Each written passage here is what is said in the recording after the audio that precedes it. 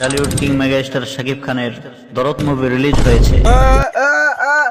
I don't care about them. আমি সাধারণত এগুলোর কোনো খোঁজ খবর রাখি না। আরে কি কোন? বাট আমাকে একজন বলল, হুজুর, আপনার প্রতি আমার humble request, please exported a message about this. Sir ও যা বলছে সব মিথ্যা কথা। প্লিজ এই বিষয়টি নিয়ে আপনি একটি মেসেজ এক্সপোর্ট করেন।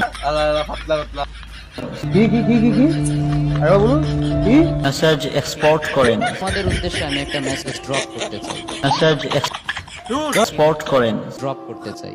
এক্সপোর্ট করেন। I think is very very important topic. By the way, সে আমাকে বলল, হুজুর, that topic is specifically focus on.